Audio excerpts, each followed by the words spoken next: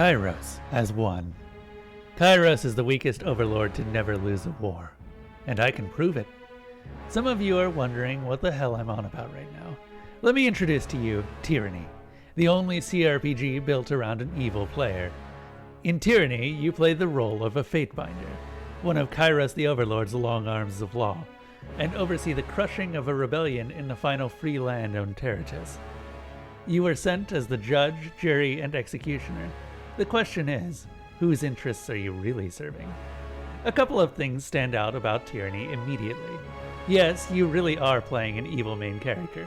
In fact, it does a great job exploring what evil options you have in any given situation. You're encouraged, and expected, to play as an asshole. While you can join the rebels, the option to return to your own interests always comes up.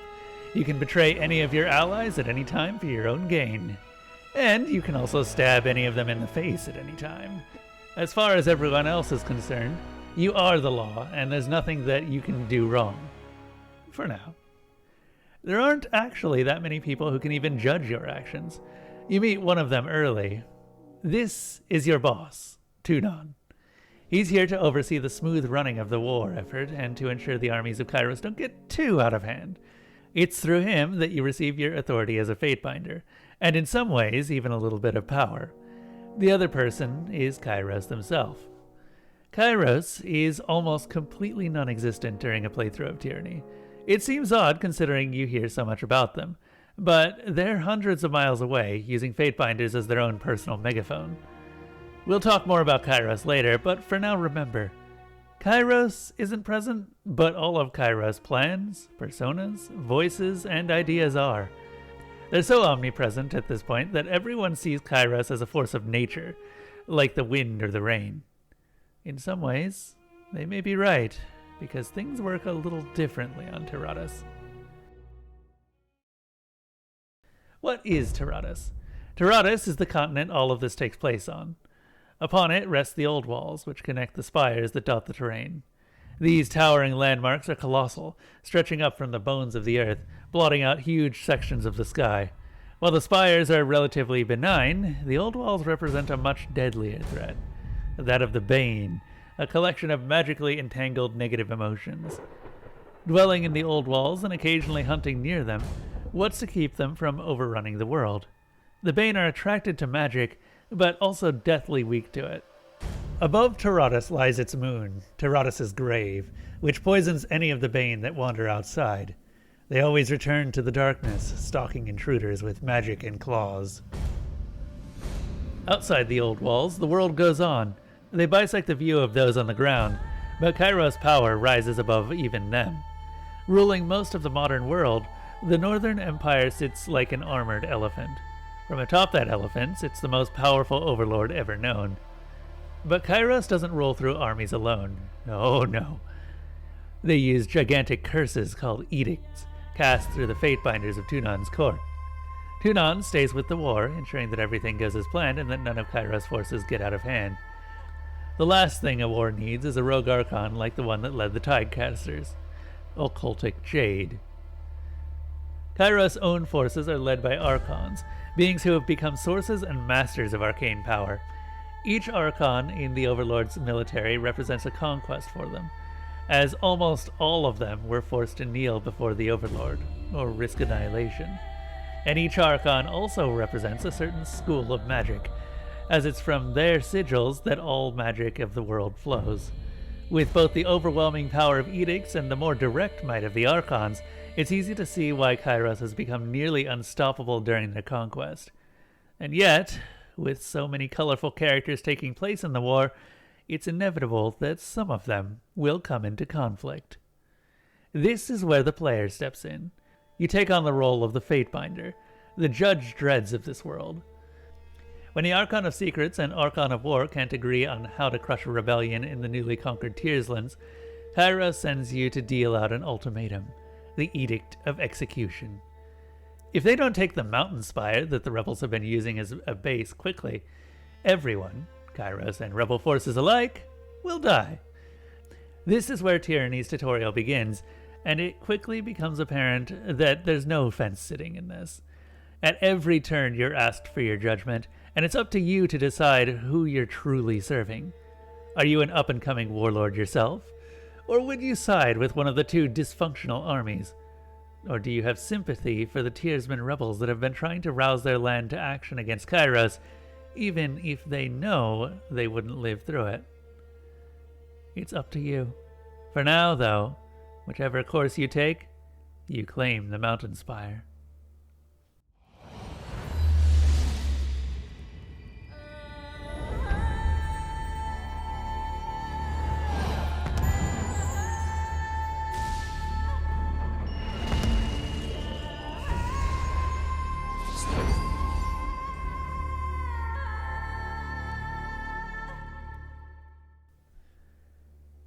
This is where Tyranny really opens up. All of the alliances you've forged until now are in full effect. With all the squabbling between the Scarlet Chorus and the Disfavored, a civil war breaks out, and you're charged to find its cause. Graven Ash and the Voices of Nerat have declared war upon each other. In addition to violating Kyros' peace, they have thrown the conquest of the Tears into disarray. Unleashed upon the world, your experience changes with each decision you made during the tutorial and conquest. The map and order that you navigate the world in drastically changes with each playthrough, and I took the time to go through all of them. Spoiler warning if you still intend to play the game. From where I stand, I would say you chose wisely. Why cater to the whims and agendas of questionable friends? Why whore your power for the approval of others? Allies are just enemies with great patience. Free yourself of such distractions and make your own way. The first path we'll look at is Anarchy. To get this path, you have to have betrayed one of your existing alliances. I happened to toss Fifth Eye, this guy, off the spire after I claimed it. Though, from what I understand, at least he had fun. Claiming Anarchy makes you an enemy of all other factions of the game except for Tunan's court. Weirdly, Tunan's fine with you murdering and breaking alliances in the name of power, which seems a little at odds with his characterization as the Adjudicator. This isn't the only time Tunan seems weirdly okay with some of your actions, but we'll get into more of that later. After your meeting with Tunan, the Archon of Shadows, Blood and Mark, calls you over for a chat. He asks you a few questions, and eventually starts guiding you towards becoming your own force in the Tears. On paper, you have two objectives: get artifacts and claim spires. Everyone's been in a big uproar about you being the first person to ever pronounce and end the very same edict. But the spires aren't no slouches either. No one, not even the Archon of Secrets, seems to have much of an idea of what the spires do, though it is noted that they seem to amplify magic.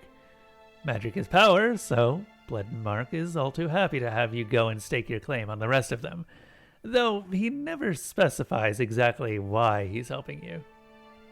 So because Tyranny is set up to allow you to visit locations in different orders, I'm not actually going to be talking about what the deal is with each location until they become important for the specific playthrough we're doing. Keep in mind that for the sake of brevity, there's going to be a lot of glazing.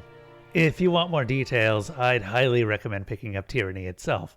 The game's only about 30 to 40 hours per playthrough. I'd know. I've played through Tyranny 4 times for this video, and I'm maybe a little nuts right now. Artifacts act as your first bit of insight into Tyranny's magic system. Most artifacts are objects that have a story attached to them, and apparently nearly any object can become one given enough time. There are 4 major artifacts present in practically every playthrough, but there are many more that aren't directly attached to the stories. Mechanically, the more you use an artifact, the more powerful the effect of its magic is. However, this isn't the only place this happens. It seems that Archons are also created this way.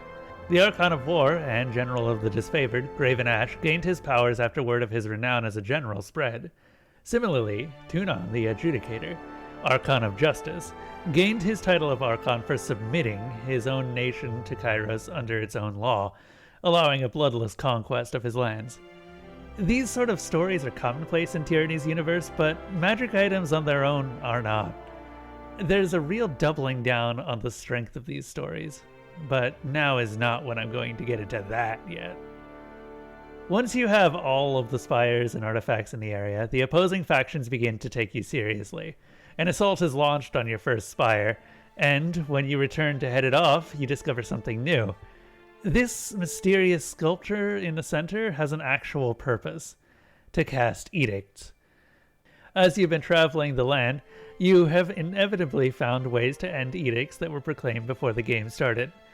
Edicts are not intended to last forever, and each one has a sunset clause built into it. By satisfying that sunset clause, these edicts get absorbed into your Fatebinder. Now is the time to use them.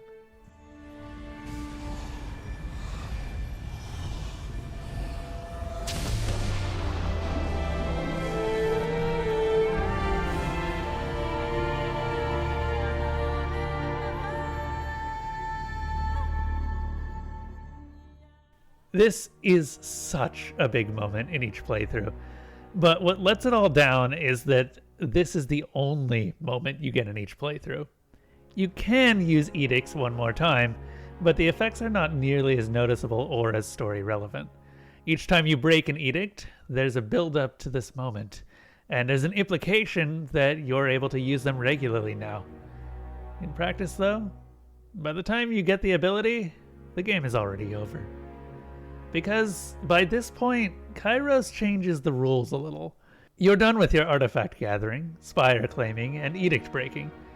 Now, it's time to really assert control. Kyros names you an Archon, though an Archon of what is not specified, and decrees that only one Archon is allowed to rule the tiers. If you didn't have a giant red X on your head before now you really do. At this point, your loyalty with Blood and Mark is tested. And if he likes the Fatebinder well enough, he will even attempt to kill Tunon. If not, well, you can attempt to duel the Archon of Shadows one-on-one, allowing you to prepare for his fight. He's not easy, but not in a bad way. After him, you have free reign to slaughter or subjugate each of the other Archons. If you don't fight or convince Blood and Mark to help you, he'll also be on this list. Innocent. Against all reason or expectation, I find you innocent. Your testimony was sufficient to justify your deeds, your self-appointed authority, and your undermining of Kyros' law. I can hardly believe it myself. Tunon's conversation is a final test of how much you've paid attention to the legalese during your playthrough. If you're smart, you can wriggle your way out of almost all of the charges brought up against you, which leaves practically nothing for Tunon to work with. With your plate squeaky clean, he submits to you out of shock, not even believing that someone was able to get away from the laws that he himself drafted. Diplomatic community! Graven Ash and Voices of Nerat I'll get into in more detail in their own playthroughs, but you will follow a similar dialogue path. It's possible to pick up on Graven Ash's aging as time goes on and allow him to step down as the sole general of the Disfavored. As for the Voices of Nerat, it's gone completely bonkers, and you'll almost always have to kill it. As Voices of Nerat dies, it mentions that Kyros was never going to let you live. Another army, led by Pox, Archon of Ruin, is already on the way. Returning to the top of your spire, you now have a choice to make. Are you still loyal to Kyros, or are you taking up the mantle as a new overlord on the rise? These are the last questions of the game, and unfortunately leave it at a massive cliffhanger. You can choose to send an edict towards the Northern Empire and force it to retreat, but after that the story just ends when it should have been reaching its most action-packed and memorable point. And this isn't a limitation with the Anarchy playthrough either. This happens with all of them. Unfortunately, this ending is undeniable evidence that the developers wanted to make a much longer game. Tyranny feels like it should have ended with at least 2 more acts, if not more than that. This could be a point when most people would put down the video, but some of you may have noticed the video length. I'm nowhere near done, because Tyranny has a lot of potential to it that I can't help but gush about before the end. But before that, I'd like to talk about our 2 main factions that I've been glossing over until now. Invite her into our cacophonous hole, of course. Worry not for her, for we shall envelop her in familial understanding. your sacrifice to our holy cacophony. The Scarlet Chorus is solidly in the chaotic evil alignment. They embody the ideals of might makes right, and operate heavily on survival of the fittest mentality. It's a screaming mob of combatants that grows by recruiting from the lands they're conquering. Desertion is high, mortality is high, and quality is low. They will pile body after body onto a problem to solve it, with little mind or strategy. At the same time, the Scarlet Chorus also offers everyone an alternative to death. No longer will you have to die to Kyros' army when you can become Kyros' army. Those that survive long enough to rise to the top become the Crimson Spears or Scarlet Furies, and at the top of all of these is the Voices of Nerat, Archon of Secrets. With little interest in controlling his mob, he frequently undermines and undoes his opponents with trickery and sabotage. He's a perversion of the minds that he consumes, each one still howling within his questionably mortal coil. He's gained his Archon title for being one of the best torturers around, able to drain information from even the most unwilling, and it's this that you'll be helping him with during the Scarlet Chorus playthrough. During your time as his ally, the Voices of Nerat sends you out on several missions to find and appropriate information. The first one is the Forge Master Zedenya, who's visiting Lethian's Crossing. Forge Masters are mage smiths who use their own bodies as their tools, and carry with them both protection through Tunon's courts and the secrets of how to forge iron. Zedenya is one of the few people on Taradas able to craft new artifacts, and so she's been sent to Lethian's Crossing to create one that prevents the Bane from attacking the town. As a key iron resource, Tunon deemed it worth the expense to do so, but he's not the only one with his eyes on the small trading crossroads. Voices of Nerat may not have any interest in the new tools Zedenya has crafted, but he is interested in the Forge Master herself. But once you reach the town, things quickly go wrong. A rogue mercenary band that worships the Bane steals the new tool, a helm called Mage Bane, and flees into the old walls with Zedenya as a hostage. Following them, you discover that he's intending to unleash a horde of powerful Bane on the townsfolk as a direct response to the Fatebinder's actions during the conquest stage of the game. Once you put him down, Zedenya's all yours. Sending her back to the Voices of Nerat results in you finding her impaled on a spike. Presumably, the Voices has done his thing, and has the information he needed. It's during this playthrough that you start to notice a few more things about the Archon of Secrets. He's incredibly vain, and hates being insulted or cajoled. He's quick to threaten, and if you weren't a servant of the court, would likely kill you just to test your mettle. But something else stands out, or should I say, a few voices stand out. Voices of Nerat grows less stable each time you speak to him, to the point where he won't even talk to you, and instead directs your attention to his attendant. There's something happening to him during this war, and it seems to be related to his feelings. A couple of more quests like this occur, and eventually everything comes back around to the attack on the Spire. Here you have a fairly unique opportunity.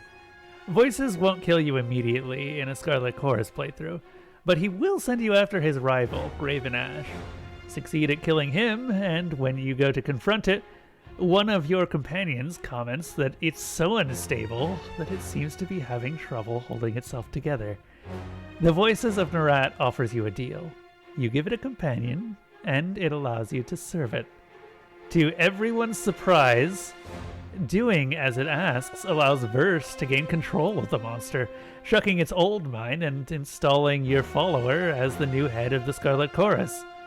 And so, you remove the old, weak voices with the new voices of Verse.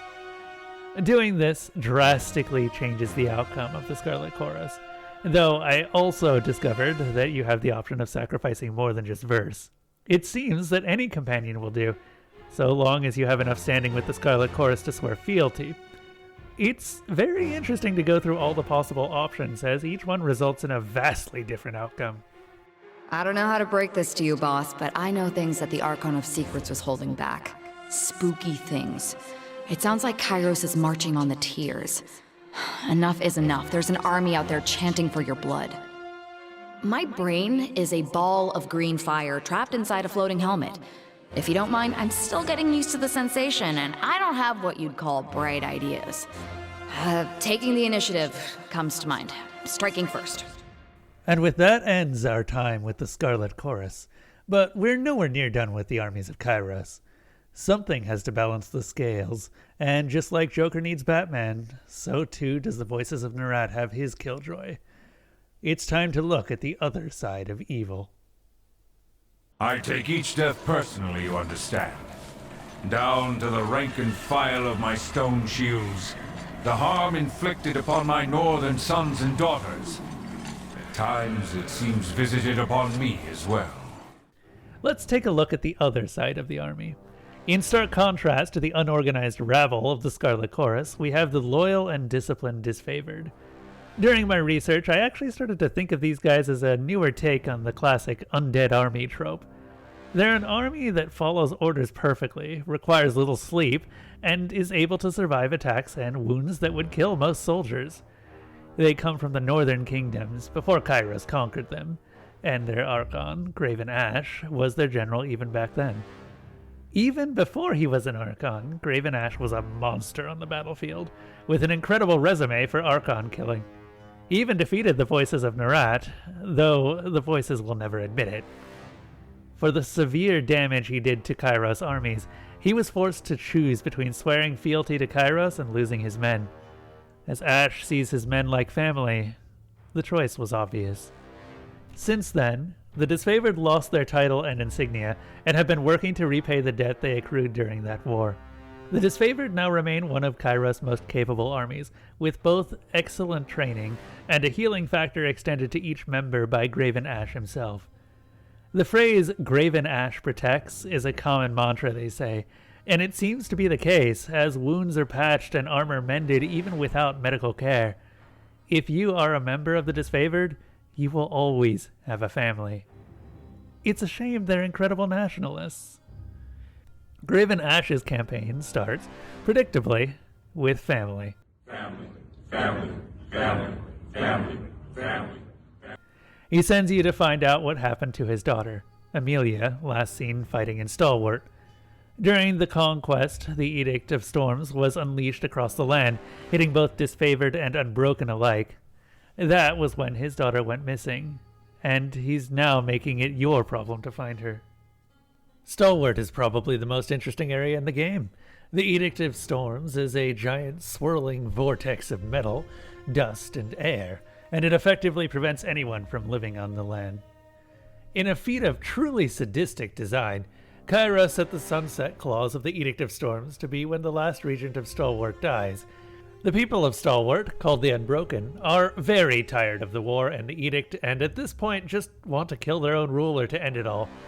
That wind wall prevents them from getting inside the regent's keep to do the deed, though. To get through the Edict of Storm's wind wall, you learn you'll need an artifact that allows its users to be unmoved by outside forces, called the Steadfast Insignia. Worn by the regents of Stalwart, it's since been lost inside the old walls, which means it's time to talk about the Bane. These glowing swarms are difficult to describe, especially since we really don't know much about them. This particular trip to the old walls is mostly door puzzles, but ends in releasing the largest class of Bane, called a Havoc. This is also what acts as the final boss fight in Lethian's Crossing, but this time it's got a lot more friends to help it. Thankfully, they're just as weak to magic as they are attracted to it, so mages make quick work of them. Claiming the Steadfast Insignia from the corpse of a dead regent, you step through the wind wall.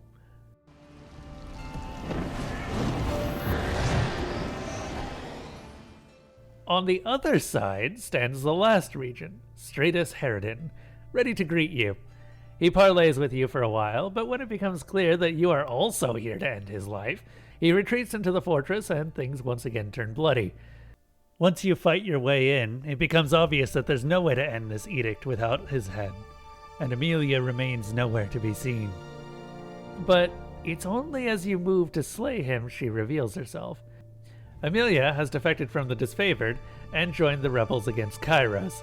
She tries to stop you from killing the regent, but even he forces your hand.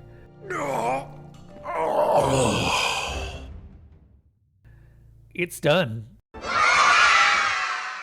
But the Edict of Storms still rages.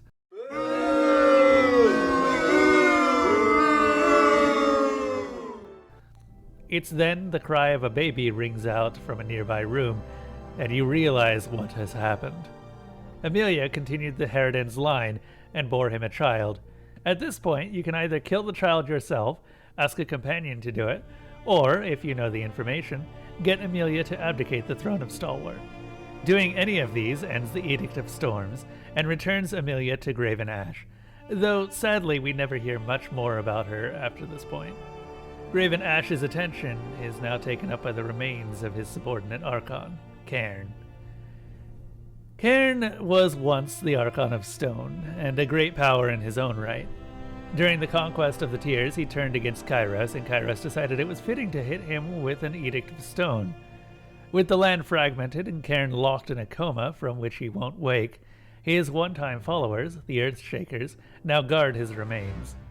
While they remain loyal to the Disfavored, Ash has decided it's time to take care of what's left of the giant Archon.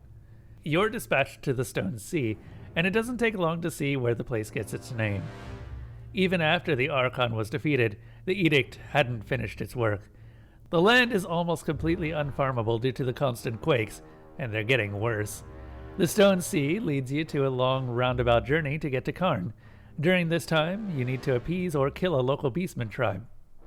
Oh, shit. I forgot to talk about the beastman. Okay, this is Kills and Shadows. She's the token beastman companion, and she's all about killing and hunting. The beastmen, in general, live in small packs, and there's a lot of them in the Stone Sea. If you have her around, she offers a lot of insight into the beastmen, mostly into their ability to feel magic. She also fights for you as her alpha, and acts as a diplomat to a lot of other beastman tribes. She's actually pretty fun to talk to, as her view of the world is decidedly baser than that of humans. Mean, bitter thrumming in back of throat makes beast woman's lips curl. If was better mystic like Broodmother, could see where earth blood beats through spire. But there's a simplicity to it that makes interacting with beastmen in the world very satisfying. Anyway, the beastmen that gathered around Cairn before he fell asleep don't like the Earthshakers who have been messing with Cairn's body, so you have to convince them to allow you to pass. You can either do this through murder or slightly less murder, as you get put in a pit fight to join the Stonestalker pack. Once you've settled your differences with the local beastmen, you finally make it to Cairn only to be faced with another decision. No matter what happens, Cairn is dying. But you can either put an end to Cairn gently, or release his remaining life to blight the land and ensure that nothing will ever grow in the Stone Sea again. Joy! This option is actually so evil that even the Earthshakers are hesitant to employ it. Both your companions and the Earthshakers performing the ritual will give you multiple options to back out before finally agreeing to move forward. This is the option that only real assholes choose.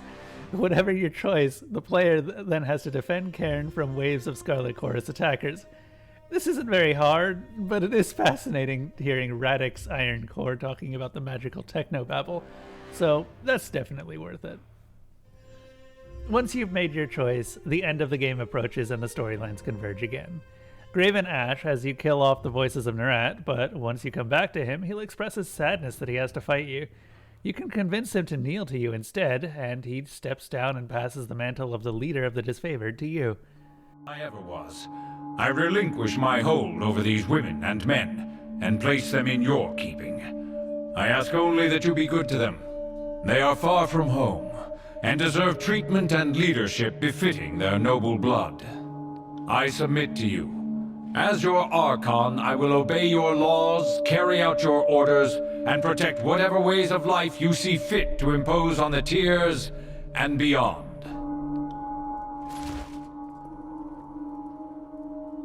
You carry a heavy burden now. It is no small task to lead a legion. Their lives and their deaths are yours to bear. Your soldiers will look to you for guidance. You must be ready to take on any challenge on their behalf. Lead by example. Lead with the iron fist of the Disfavored.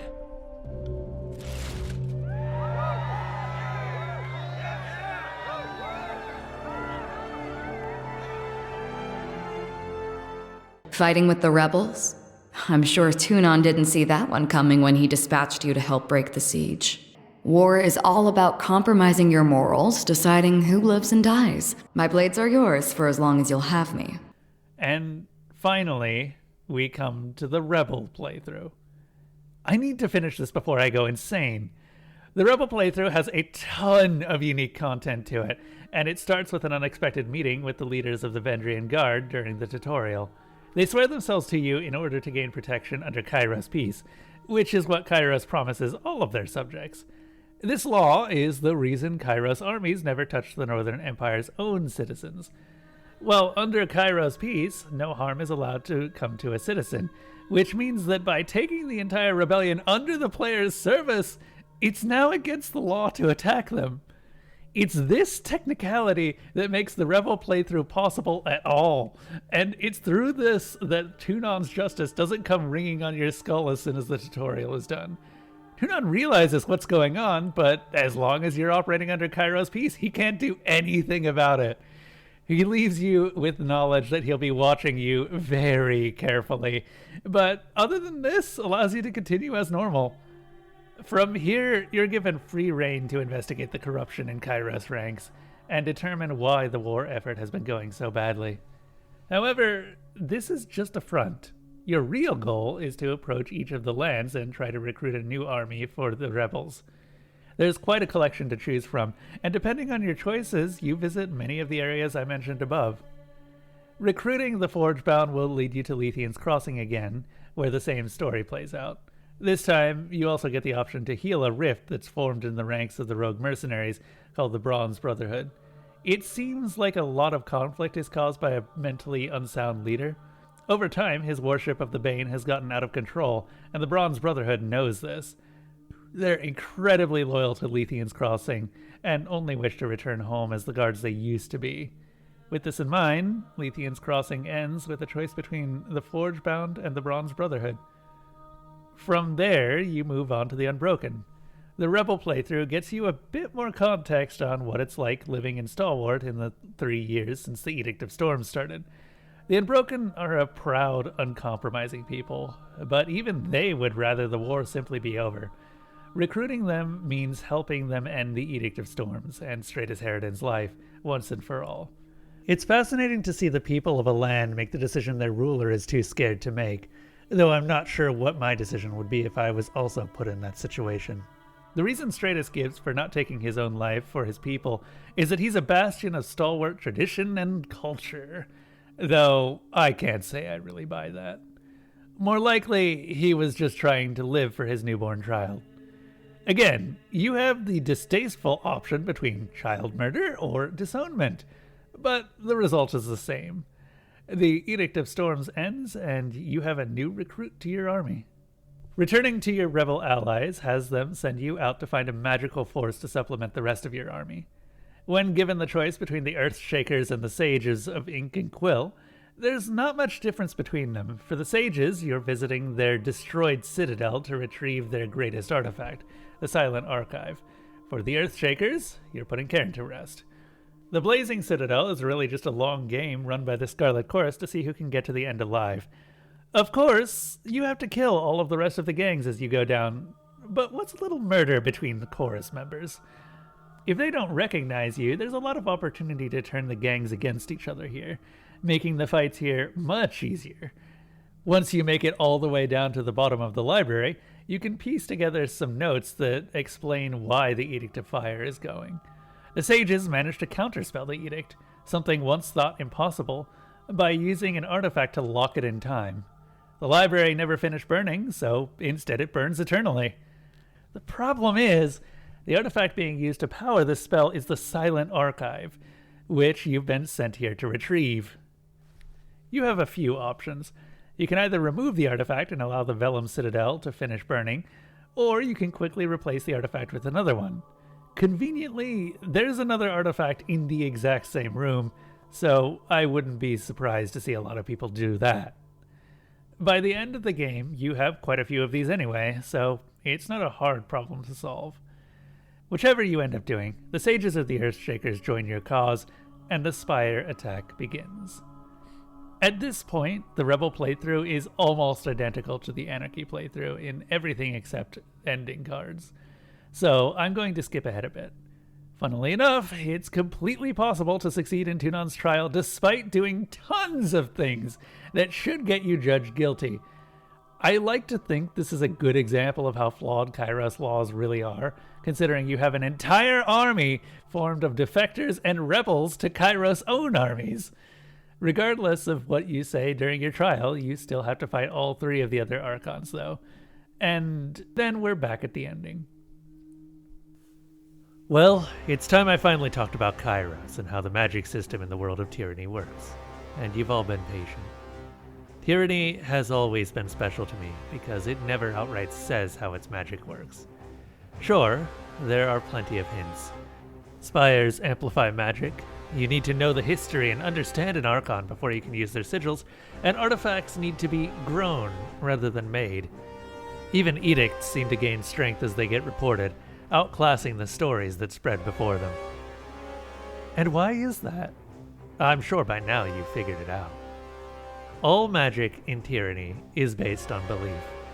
Graven Ash was a mighty general before he gained his ability to heal and protect his soldiers. Tunan was such a talented clerk that he rewrote his country's laws to avoid bloodshed when Kyros appeared on the horizon. The Voices of Nerat was so talented at extracting secrets that eventually all that was left of him was those secrets. It even goes down to artifacts. Artifacts can't be made because something has to have a story before it can become an artifact. The Dauntless Sword turned the tides of battles because people believed it could. Same goes for the Steadfast Insignia. These are all symbols that have been proven through some action in the past, and now have grown along with their beliefs. So, it all begs a very, very dangerous question. If magic stems from belief in Tyranny's world, then what might someone who knows all of this be able to do if people believed in them? I am, of course, talking about Kyros the Overlord. We know next to nothing about Kyros from their time in game. What we do know is that Kyros at one point stood on the spires, just as the player did. When the player activates the spires, they appear to have a bit of sentience about them. They can feel the world interacting with them and interact with it themselves. They can choose who they give their power to. And at one point, Kyros also tried to gain the same power as the Fatebinder, and she failed.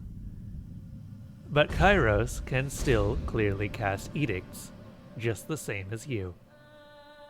Well, that's the problem. We have no in-game proof that Kyros ever cast an edict herself. She always used a Fatebinder as a conduit.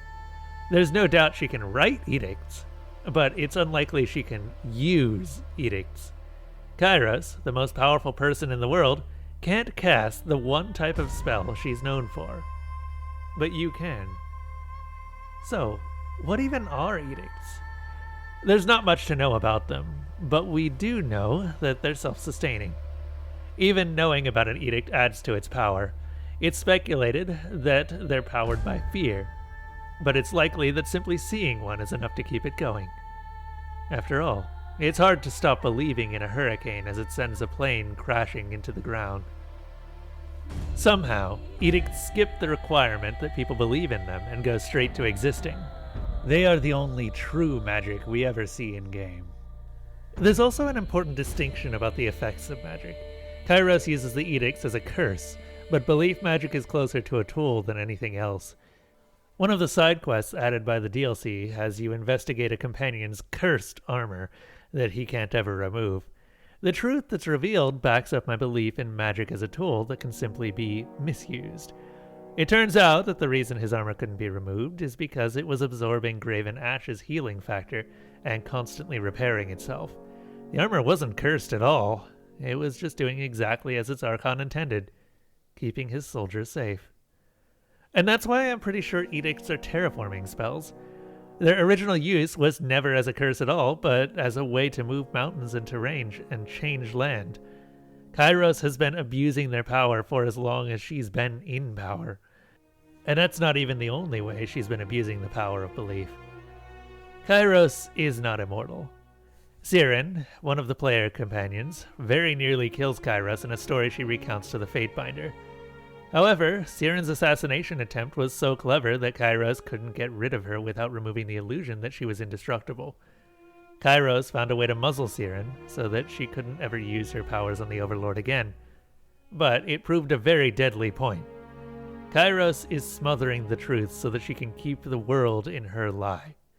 She's abusing both sides of belief in tyranny and ascending to a near god. As long as people believe that Kyros is the most powerful thing on Tyranus, she will be. But eventually, there will come a time when that illusion is shattered, and she is revealed as the paper tiger she actually is. And this is where we can learn something from tyranny. While magic may be powered by belief, belief also lets us see magic. Even in real life, what we believe changes how we see the world. Perspective is something that is entirely directed by our beliefs and morals, a lesson that's even reflected in the powers that the factions grant you, as they grow to either hate or love you. Any world leader is a fool if they don't use that tool, and the worst are the ones that abuse it. Tyranny is a game that was gone before it reached its climax point, but we can still pull something from it.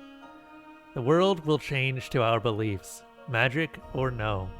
This is the power of disinformation, and Kyros is the absolute master of it. Tyranny could be seen as a cautionary tale in belief, albeit a subtle one. I just hope that those who do remember it took it to heart.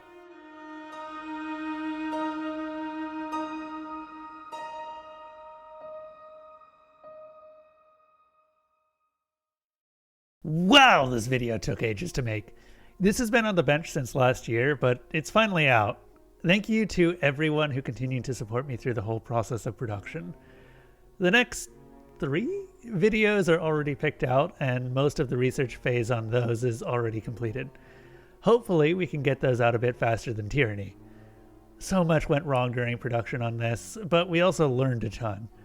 If you like this video or any of the other stuff that I made, I also revamped my Patreon tiers and YouTube membership tiers. I don't place ads on my videos, so any support through these is very much appreciated and directly speeds up how fast I can make these. Oh, and there's a Discord link down below. For now, thank you to all of my current patrons.